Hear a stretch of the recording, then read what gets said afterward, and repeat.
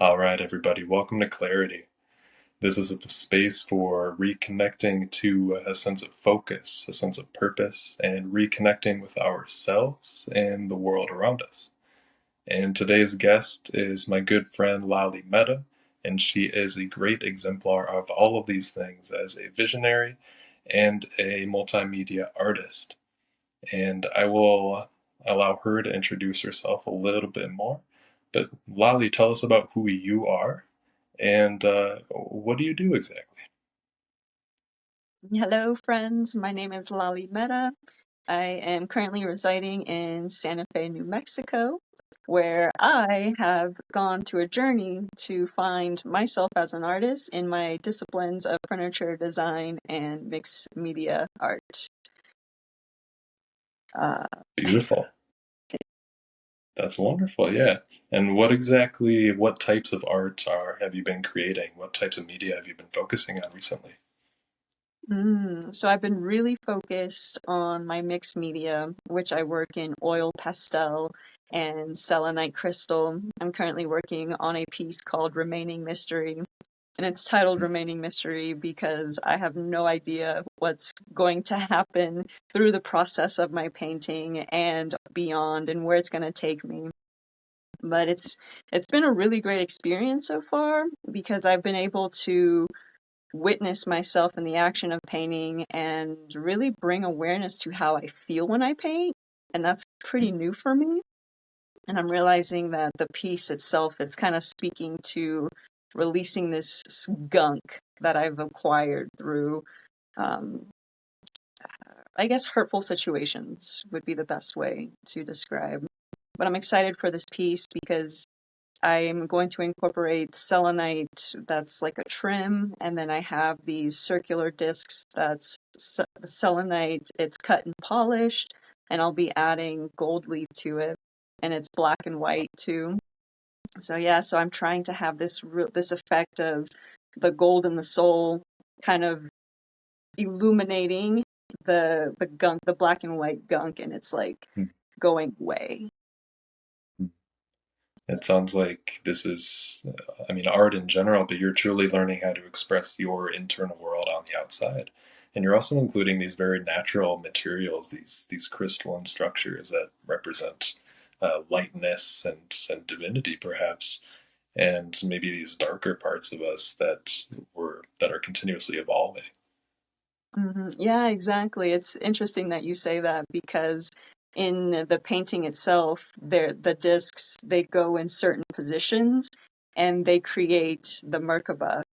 And the Uh, Merkaba is the triangle pointing up, the triangle pointing down, which is the feminine and the masculine. And I feel like part of the story is coming into balance of both energies.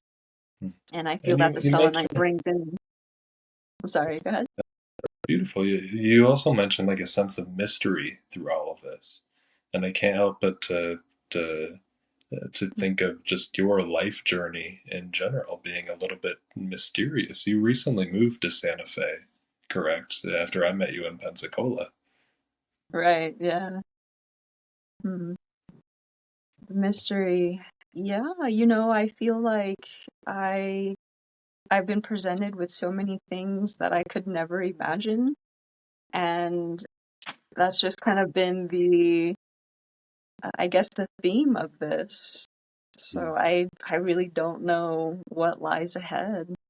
And I think that's the mystery of it. I can imagine, I can have a sense and idea, but what really happens, I have no clue.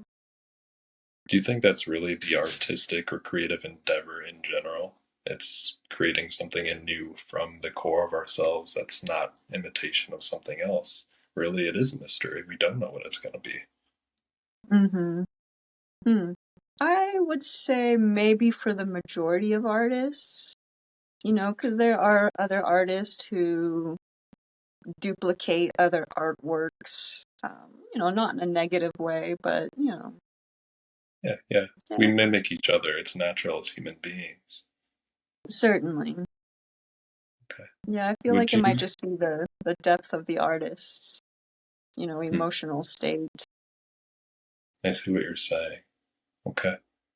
Would you say there was a major period or time in your life that really impacted your artwork? Hmm. It's a great question. I feel that perhaps my present moment is really impacting my artwork.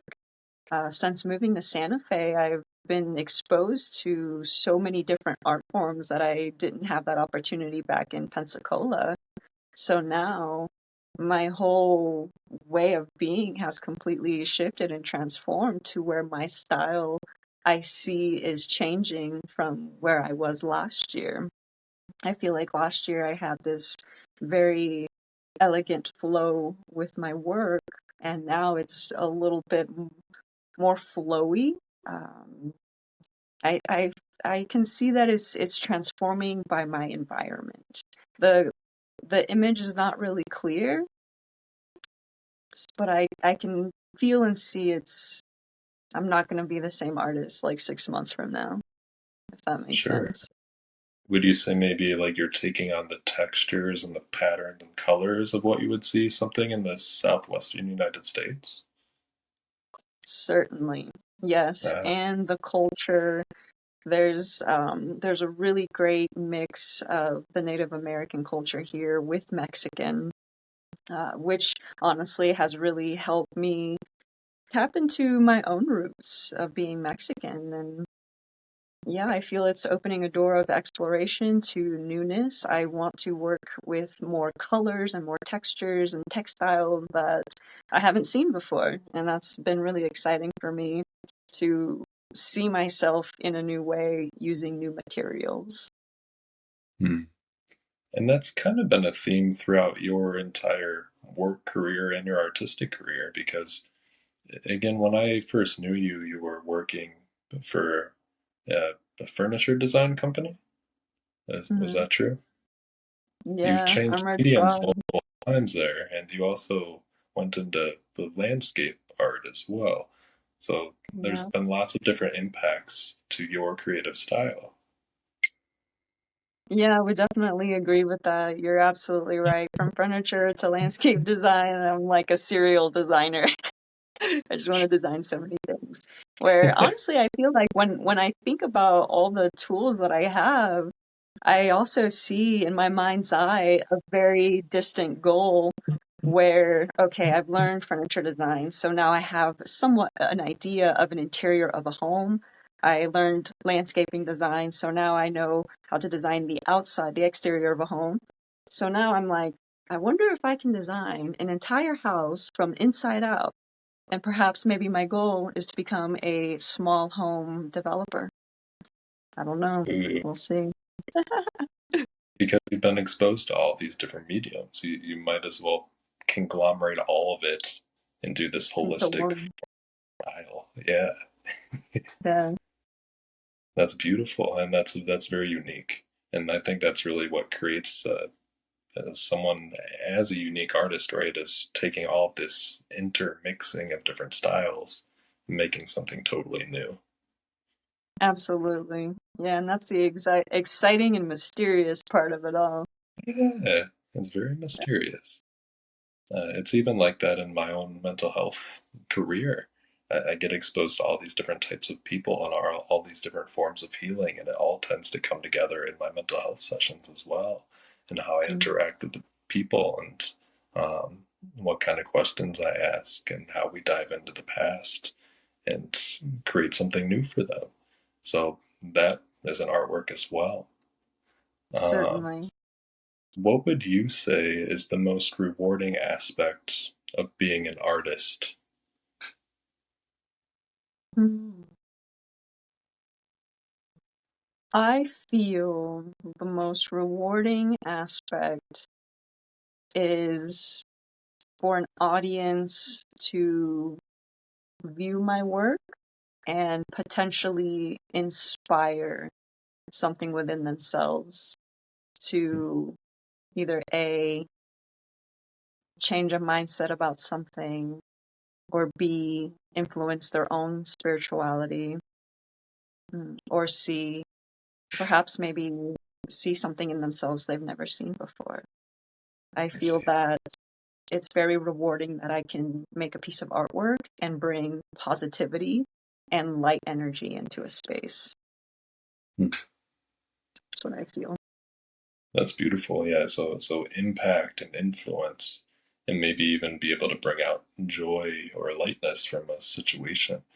You mentioned your art earlier that was a representation of transformation, darkness to light, and maybe showing Mhm. others they can traverse the same journey. Absolutely. There's this cool, this is a random tangent, but there's a cool word from Carl Jung. I think he got it from the ancient Greeks, but the word is enantiodromia. Enantiodromia. And it's the back and forth between light and dark. And when we hit one Mhm. opposite, it tends to go to the other opposite.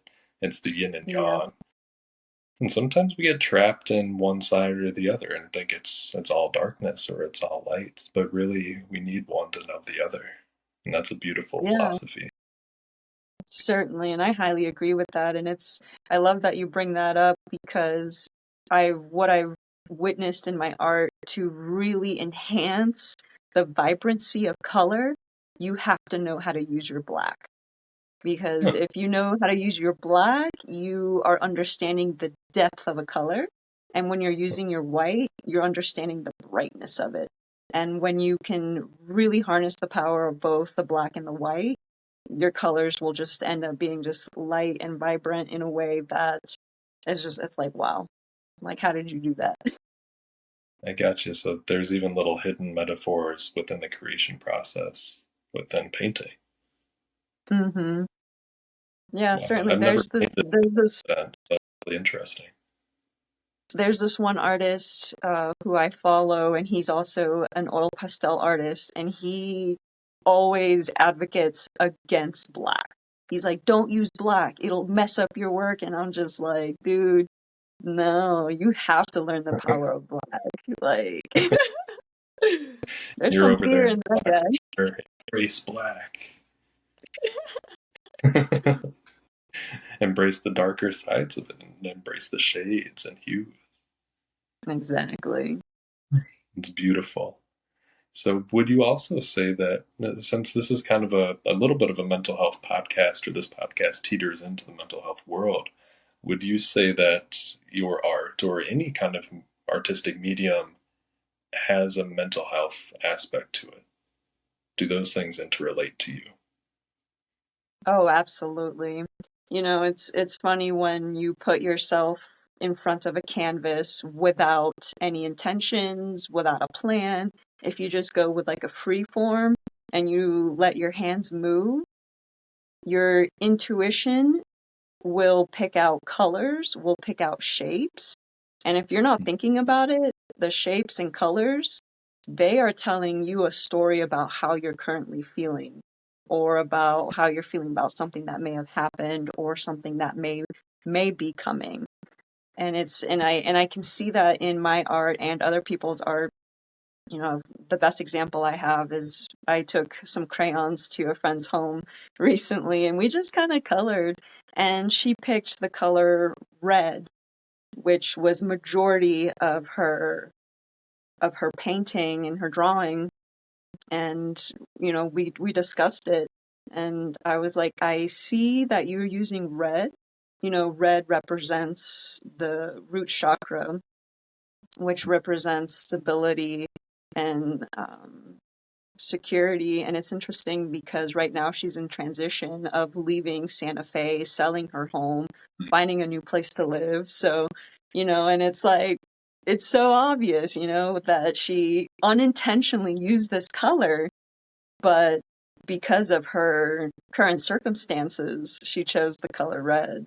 And yeah, so it definitely, mental health with art it's all interrelated, and it brings out stories that you may not be aware of. It's almost like it's baked into us, right? And we want to use these symbols and we yearn to express these things, and it's natural for us to even gravitate towards certain colors that express things. And I'm Exactly. wearing a bright yellow sweatshirt. Maybe I'm in more of a go mode recently. Maybe I'm something like that. Maybe I want to shine a little bit more. That those subconscious ideas that go through our artistic mediums. Um, there's something in therapy too called that we do with kids called play therapy or sand tray or sandbox therapy. And you take all these little toys and you let the kids play, do their thing, Mhm. and somewhere along the line, their internal world does come out into the toys and the sandbox, and they create these scenarios, and usually it represents Right. the things that are going on in their households, and it's Yeah. very effective. You can learn a lot about these kids just through how they play, and we do the same things as adults, but we over time maybe the culture has stifled us, work has stifled us. We get really constricted and tense, and we don't express through things like art or music or dance anymore. And really, Yeah. in my opinion, and I'm sure you may agree, but we need those mediums to truly express ourselves for our physical and mental health. Yes, I highly agree with that, and I hope to one day have a studio where I can invite adults and children to perhaps explore these emotional states and help navigate people that way. Because yeah, I think you're absolutely right. When people are allowed to express, things come out. That's a beautiful vision, and I think a lot of people are on board with that. Do you think there's also a bit of a spiritual component to all this, or how is I see the cross around your neck there made of selenite, and has spirituality been a big impact on your life and your art? 100%, it has been an impact. Um, I feel the best example I can give is my current collection is called Angelic Thoughts, and it's currently with Loud Horse Gallery here in Santa Fe. And it's interesting because I was inspired to make this collection through a chakra meditation.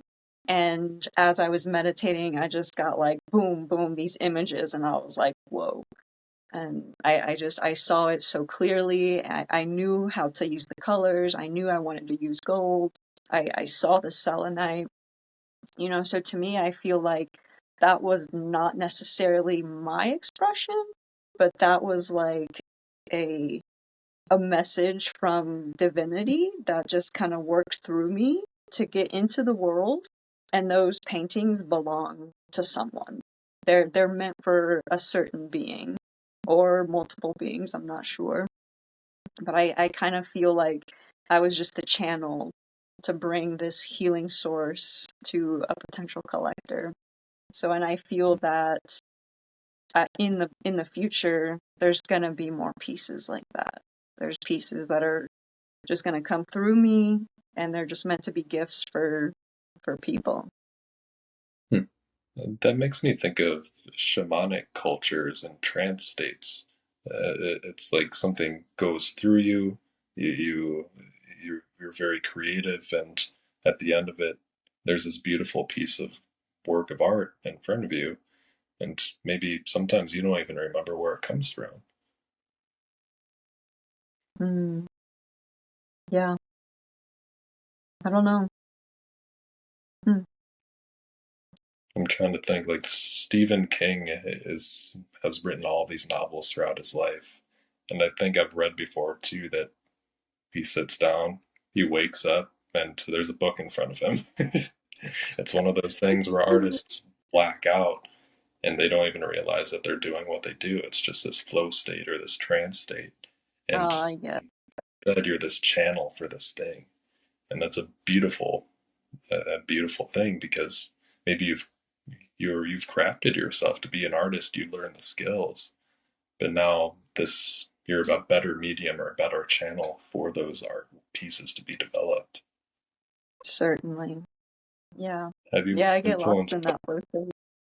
have you I'm been sorry. influenced by other spiritualities as well? There's the Christian cross around your neck.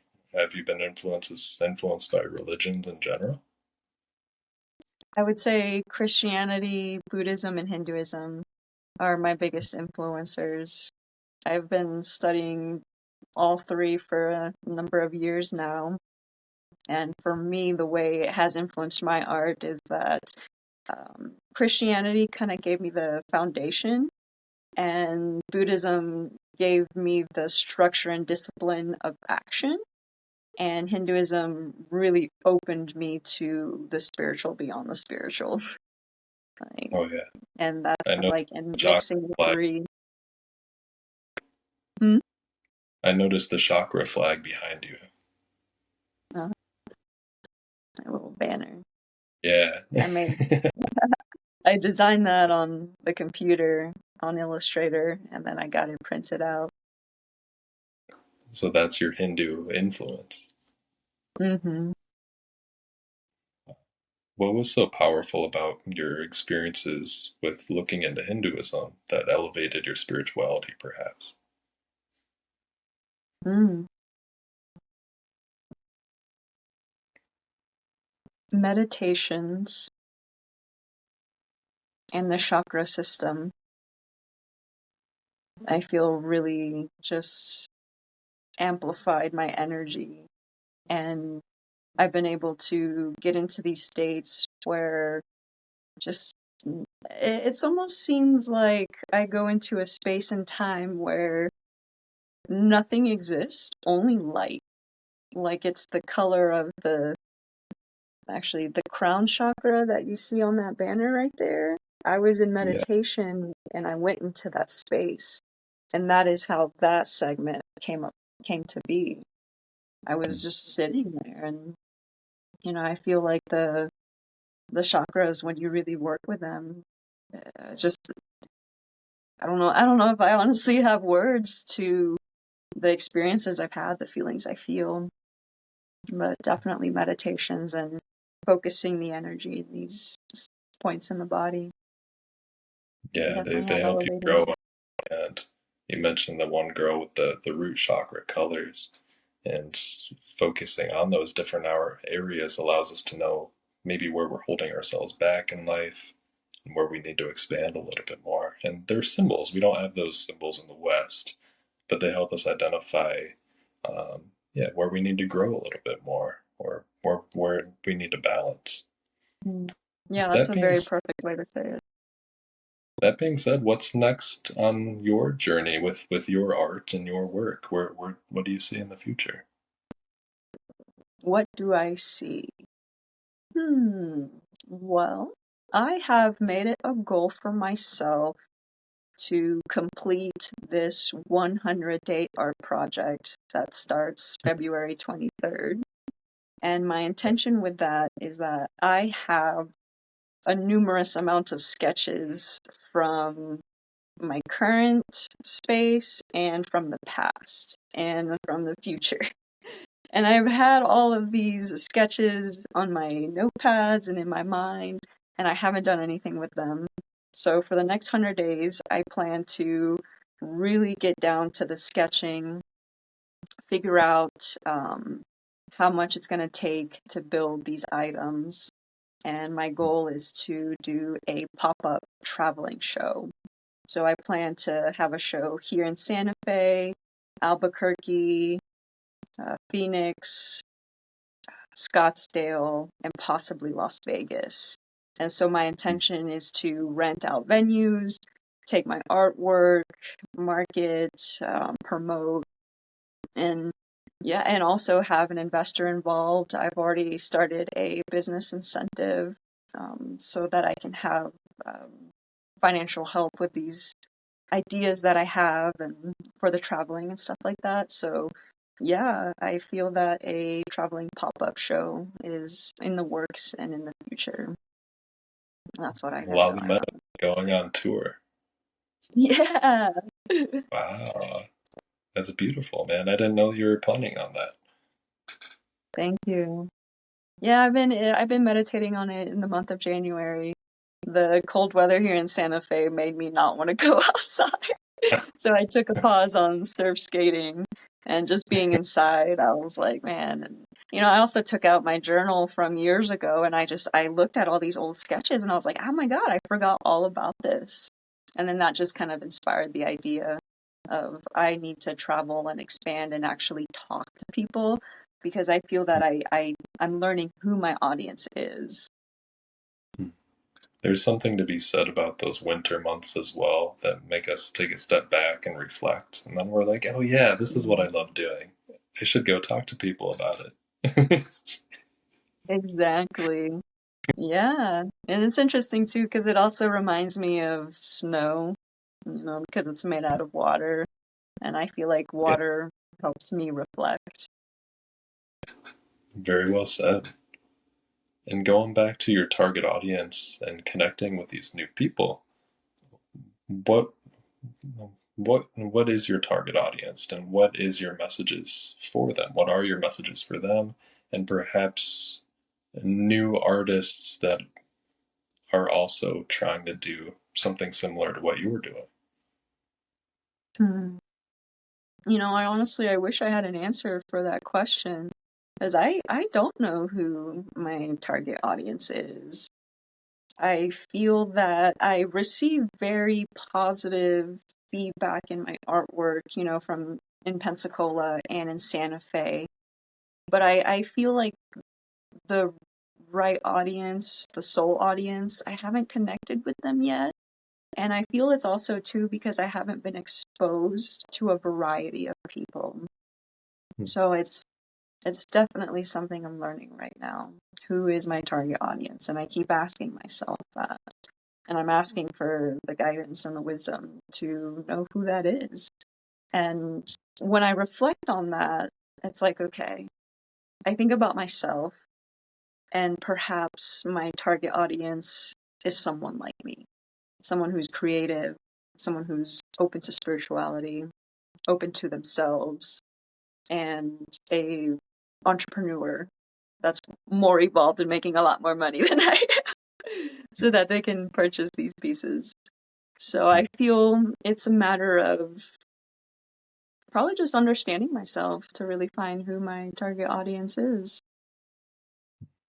By understanding your own journey, maybe you know what other people would be interested in because they're going down a similar path, perhaps, and they look up to you in that journey. Yeah, Hmm. we will see. Would you give any messages to these people on a similar journey? My messages, like to other artists in particular. Yeah, new and upcoming artists, people who might want to walk the same artistic path or a similar path, or I shouldn't say this, a similar path, their own path based in their art. What would be your message to these types of people? Hmm. My message would be don't give up, regardless of the circumstance, the challenges, the obstacles. Don't give up on yourself, and don't give up on your divine creativity. That's that is my main message. Hmm. Just keep going. Hmm. Is there a time perhaps where you felt like you wanted to give up? Oh yeah, more than once, especially when I first got here to Santa Fe. It's funny because people are always like, take the leap of faith and it all works out. And I've heard stories like that where everything just falls in line, and when I got to Santa Fe, I was like, okay, things lined up as they meant to be, but once I got started and I introduced myself to, builders and architects, interior designers, I was like, okay, I did it. I put myself out there. Now, the work's going to come in, the collaborations are going to come in, and that wasn't the case, And when work doesn't come in, when collaborations don't come in, money doesn't come in, and unfortunately, we need money to survive. So then I was just like, oh my gosh, like, am I on the right path? And it's Sure. something that I genuinely ask myself probably every other day. Is there another avenue I'm supposed to be in? So and that's why I go back to the main message of don't give up. It's okay to maybe shift your focus into something that will give you that financial stability, but most importantly, don't give up. And I am in the flow of talking to myself, saying, Lali, this is what we got to do for right now. We're going to continue, you know, one step at a time. Don't give up. Yeah, it's a beautiful message, and I think you're one of the first people I really met earlier on in my life where you weren't the starving artist type. You didn't give in to the stereotype of the starving artist. Mm. You put yourself out there, you learned to market, and you learned to advertise. And you even use marketing and advertising as artistic mediums, which I think was very intelligent of you. So nothing held you back from living what you found to be your purpose was. And I admire that about you. Thank you. I really received that because, yeah, I am very fortunate to live a very comfortable lifestyle. I am very fortunate that all my needs are met. You know, I have a very beautiful home. I have a reliable vehicle. I got food in my fridge. So yeah, I don't really fall into the starving artist type, and I feel very grateful that I am not there. And I hope to inspire other people to shift that mentality because there is so much abundance and so much to gain from just following your heart when it comes to art. Gratitude is truly a fuel. And Yes. that being said, where can everybody find you on social media, your website, if they want to purchase some of your artwork or see your artwork or see one of your art galleries, where can they find you? You can find me at MettaVisionaryDesign.com. That is my website. You can find me on Instagram under my handle, meta.visionarydesign. You can find me on YouTube with the same name, MettaVisionaryDesign. And you can also find me at loudhorsegallery.com. They are currently displaying my collection, Angelic Thoughts. And I think that's Beautiful. all of my avenues.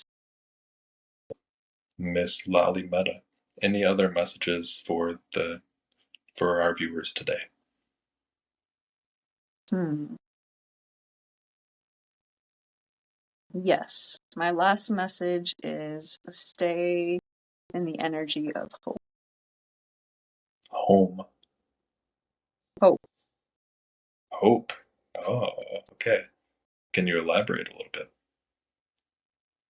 Certainly. I feel that right now, given our exterior circumstances within our country, the United States, there's a little.